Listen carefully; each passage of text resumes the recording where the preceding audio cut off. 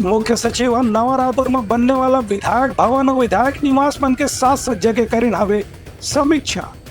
बचे काम जल्दी पूरा कराए के 3 आवे दिशा निर्देश। प्रदेश के मुख्य सचिव अमिताभ जैन आज नवा रायपुर में निर्माणाधीन नवा विधानसभा भवन, विधायक विश्राम गृह और विधानसभा के अधिकारी कर्मचारी मन के आवासीय कॉलोनी के निर्माण के बारे में प्रगति की समीक्षा करी।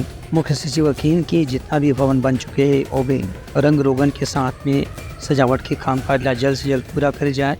संगे संग आना जाने वाला क्षेत्र में लाइट की भी व्यवस्था रात में पर्याप्त ढंग से करी जाए।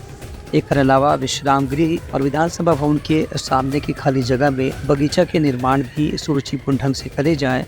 वहीं परिसर में जो रंगीन पेंटिंग होना है वह 3D के पेंटिंग के शैली में होना चाहिए। यहाँ पर्याप्त वाहन के पार्किंग की व्यवस्था के बारे में भी वह जानकारी दी। संगे संग पूरा परिसर में सौर ऊर्जा से बिजली पैदा करे बर सौर ऊर्जा के पैनल भी लगाए के काम यहाँ शुरू हो गए है। लाल विधानसभा भवन के परिसर छत्तीसगढ़ के संस्कृति और कला के आधारित 7 सज्जा के काम चलत है।